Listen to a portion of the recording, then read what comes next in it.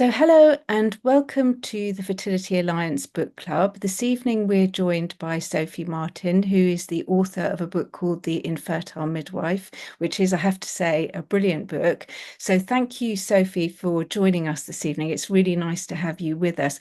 And I wondered if you could start by explaining what made you want to write a book about your experiences.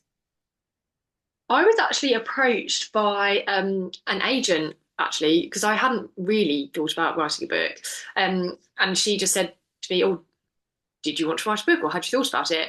And I thought about it a bit, and I thought, do you know what? Because I'm a big book reader. Like I have read so many fertility books, and really took a lot of kind of encouragement and a lot of kind of hope from reading other people's books. And I thought, yeah, I'll give it a crack because I feel like I have gone through quite a lot.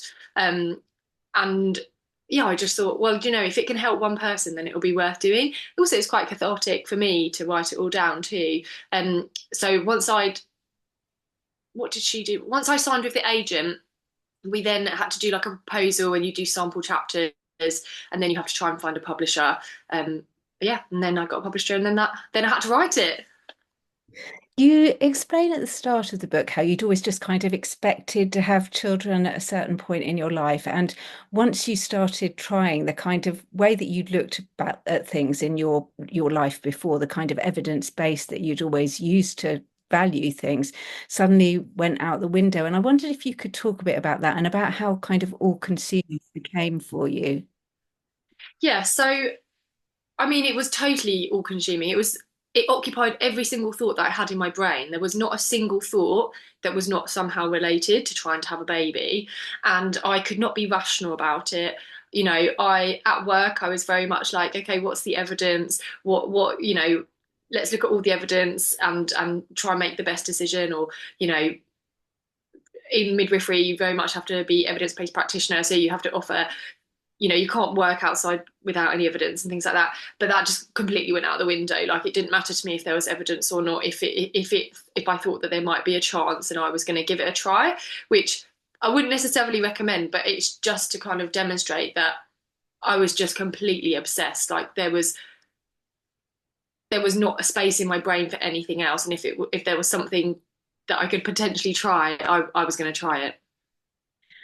It's evident reading the book that you're someone who's always worked really hard to achieve things that you want to do in life. And that all of a sudden with this, it was something that was completely out of your control. I mean, how hard was it to handle that? I mean, to be honest, I felt really hard done by because literally from when I was a tiny girl, my parents were like, "Oh, if you work your hardest, you've got to try your hardest. Like everything, it doesn't matter as long as you try your hardest." So there I was trying my absolute hardest and still wasn't getting anywhere. And I also felt kind of really cheated because I had like done everything by the book. So, I'd met my husband when we were really young, and then we'd got married and we'd bought a flat and we'd got jobs and we'd got a dog, and we'd done everything in the way that you're supposed to have done it. So then where was the baby? Like that I just felt like, okay, well I've done my part of the deal. Where's the baby? It just felt so unfair that had done, everything right and everything how it's supposed to be, and then I couldn't have the baby. It just felt just horrendous, to be honest. Did it make you feel out of control? Oh, massively. So that's why I feel like I was so obsessive about other things because they were like ways of trying to claw back tiny bits of control. So, I talk about this in the book, but like throwing everything away that was plastic or making sure that I only ate really organic and cooked everything from scratch and no processed sugar and blah blah blah blah blah was my way of trying to get back those tiny bits of control because everything felt like I was just free falling into this nightmare which was infertility.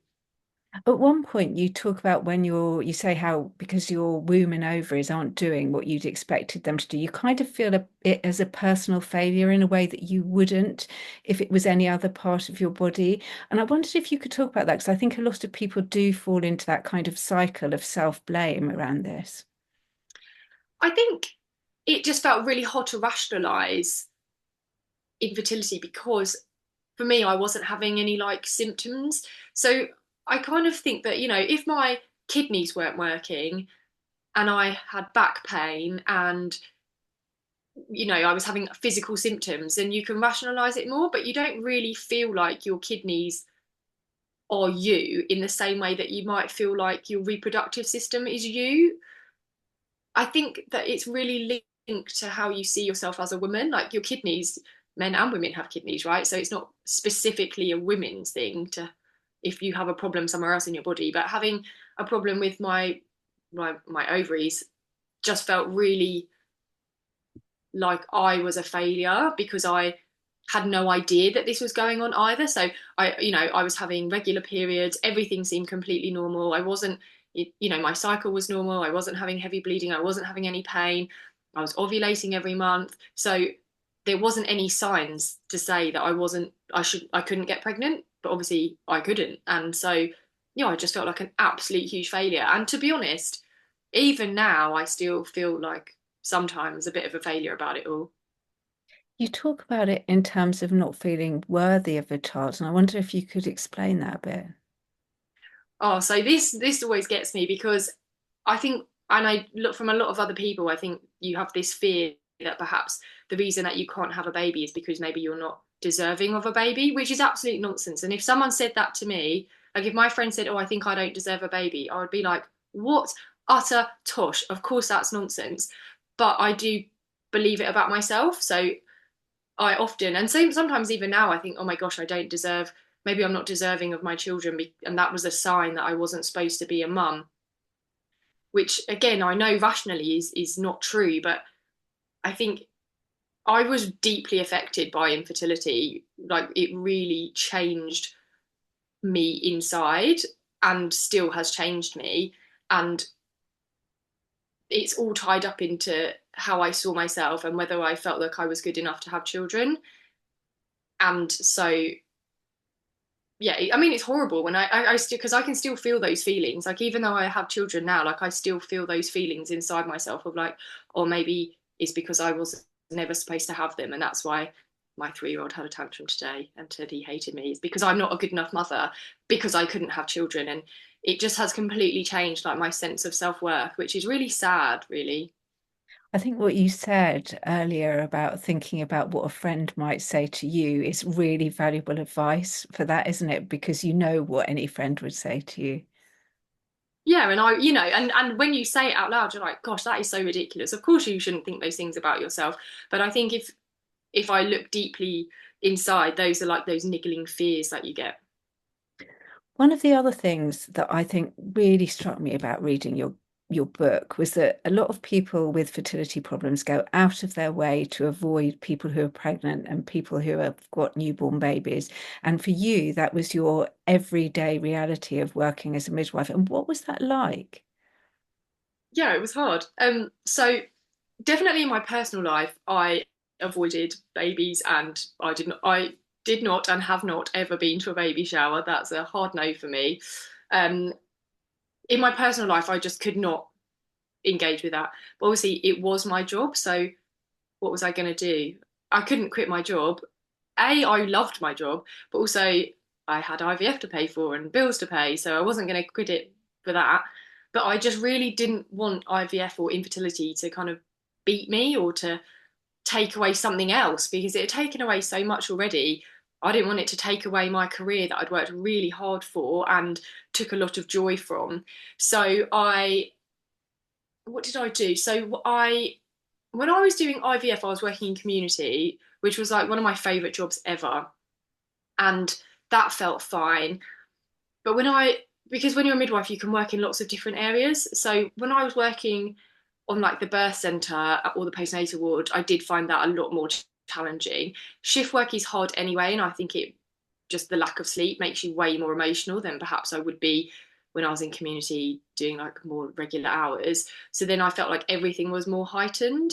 And so I stopped doing shift work because I wanted to sleep.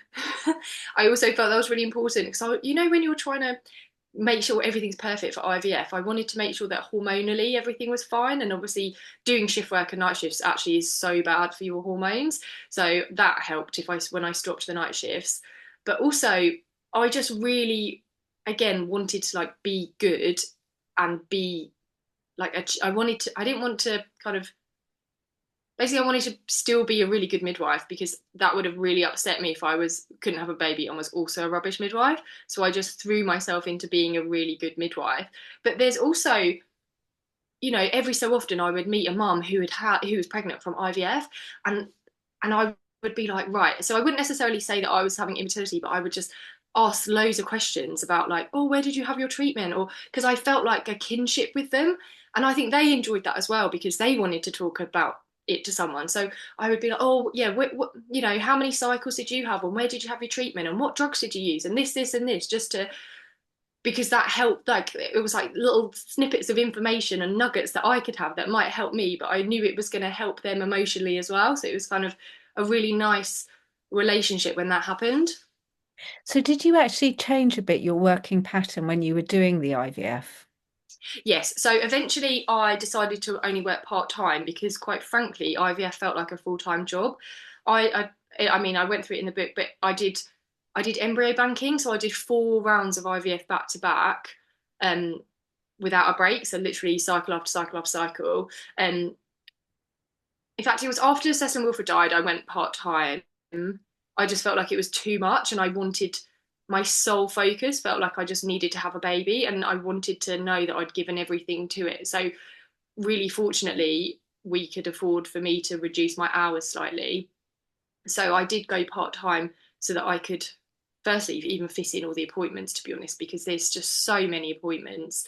And I was really fortunate that my workplace were amazing and really supportive. So even though I was part time, quite often my appointments would fall on my working days just because of how the cycle went, and they were fine about me taking the time off, which I know I'm really lucky to have because a lot of employers aren't that supportive. But yeah, I did. So I went part time, which I think massively helped my mental headspace. What about relationships with your friends during that time? I know it often feels as if everyone else has all of a sudden got a baby, and I wonder how you dealt with that. So, yeah, it was really hard, and I definitely have kind of lost friendships through infertility. Um, I mean, one really heartbreaking thing is when my twin sister mother died, one of my really close friends was due a baby literally like 2 days after me, and obviously her pregnancy continued and she had her baby. And I had to say to her like, it's nothing to do with you, but I just really need some space. And I probably didn't speak to her for like 2 or 3 years. Um, but not because I had any sort of ill feelings towards her. It's just that it was just such a horrible reminder that she had a living child the exact same age that my twin should have been. Um, but we did kind of keep in contact kind of through occasional text messages. It helps that she didn't live locally. Um, and then kind of as I've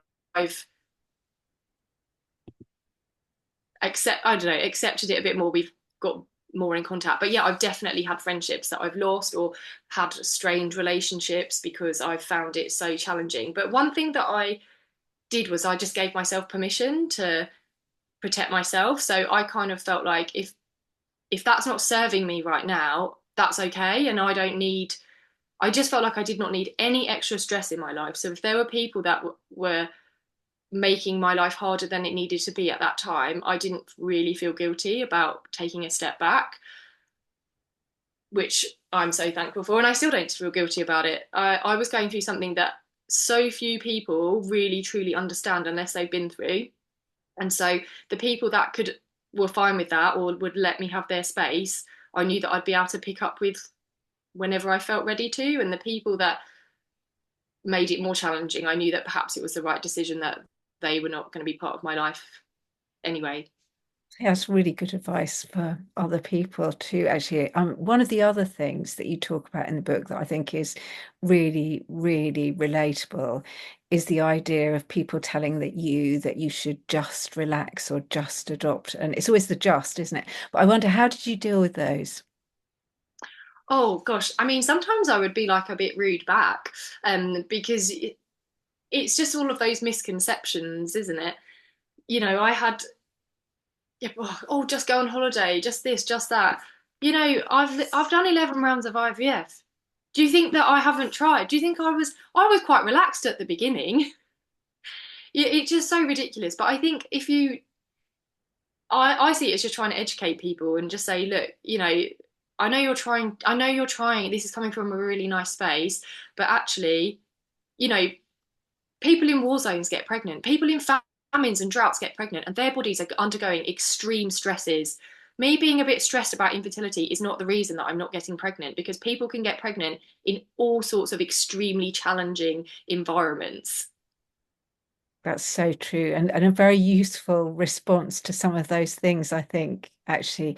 Um, I just wanted to come on, your experience in the book of the stage where you talk about losing your twin boys who were born prematurely after your treatment is just absolutely heartbreaking to read. But you found the strength not only just to go back to work, but as a midwife, and that was just after a few weeks, really, but also to then go and start treatment again. And I wonder, where do you think you got that courage from? It's so funny because I don't know if people actually, I don't know if I recognize it as courage in myself. I recognize it as like just sheer desperation, because after Cecil and Wilfred died, I was obviously completely heartbroken. But if you'd have said to me, you could start IVF tomorrow, I'd have been there, because that desperation that I felt to have another baby, is, you can't even really put it into words. Like, I just felt so empty. I just felt so empty. I just needed a baby to hold. And so it, for me, it didn't feel like courage. It literally felt just like just desperation. The other thing I think that's really you talk about very well is the kind of fear that you experienced during your next pregnancy when you got pregnant after treatment again. And that must have been a really difficult time. It's it was hands down the hardest thing that I have ever done in my life. It was horrendous, which is so awful because when you've wanted to be pregnant for such a long time, when you basically hate every single second, it's again plays into that feelings of like, maybe I don't deserve it, maybe I'm not supposed to be a mum. And I can honestly say that every single day of my pregnancy, I thought that my son, I didn't know if he was a boy or girl, but I thought he was going to die, and that was because I wasn't ever supposed to be a mum. And I did not ask enough for help during that pregnancy for sure. And so in my next pregnancy with my daughter, I made sure that I asked for help, because I was just so unwell, I think, mentally in my pregnancy with Percy, because everything that had happened just made me so fearful. And when people say it's like holding your breath for 9 months, but worse, like I can't even think of a worse analogy. It's I was fearful every moment of the day and night. It was really awful, and I just feel so sad that that happened, but that also happens to other people as well. And it doesn't have to be like that, and you just need to ask for help if you're feeling that way, because it's not a way to live. I think that thing about asking for help is kind of a common theme for a lot of people through treatment, really, that people find it quite hard to ask for help. I mean, what would you say to people about that? So when I was pregnant with my son Percy, I kind of, so I, my friend was my midwife, and I would say to her, "Oh, yeah, I'm really worried. I'm really worried." But what I didn't say was like, "I'm so worried I can't leave the house. I'm so worried that I cannot be alone by myself, that someone has to be with me the whole time." So my friend was getting the story of, "Oh, I'm a bit worried." But the actual truth was that like I was going to the toilet probably about 20 times every hour. It felt like every hour, but I was going to the toilet multiple times in an hour to check whether my water was broken. I literally had to go and stay with my parents because I couldn't bear being alone. And so what I was saying wasn't the full picture, because in my head when I said I'm worried, I thought she understood that I was on the edge, but she just got, "Oh, I'm a bit nervous," and perhaps she just thought, "Oh, well, it's like a typical first time mum and she's been through a lot, so maybe she's feeling a bit nervous." So I wasn't really honest with her about what was happening. Whereas with my recent pregnancy with my daughter, I said to my midwife, I was like, "This is exactly what is happening, and I need you to refer me to perinatal because I do not want to feel the way that I did last time." And I literally detailed all of the things that I was thinking, which is really vulnerable thing to do. And but your midwife doesn't care about that, by the way. She will not judge you. You just need to tell them how you're feeling, because if you don't, they're not mind readers. So I assumed that my friend would be able to read my mind and understand that I really was feeling terrible. But she didn't do that because I wasn't telling her. I think that's really useful advice. I think it's probably the same for a lot of people when they're going through their treatment, that they find it quite hard to be honest about the true impact that it's having. And maybe sometimes that means they don't get the help that they could do with because they're trying to be strong. But you end your book with some really useful advice for midwives, for advice for friends of people going through fertility treatment, and for people going through it themselves. And I just wonder if you could tell us now, what would you say to someone who's here with us this evening, who's maybe in the midst of going through treatment? What advice would you give someone? So so one thing that would have just really helped me is if someone had just said to me, just keep going, just keep going. Because, and I know that I see on social media that sort of view sometimes gets a bit of a bad rap, but I just needed someone to say to me, like, you can do it, like, you can do it. And it did take an awful lot. Like, I did 11 rounds of IVF, so quite a lot. Um, and obviously, some people do choose to stop fertility treatments, which is absolutely, such, if that's your decision, then and that feels right with you, then that's obviously the right decision.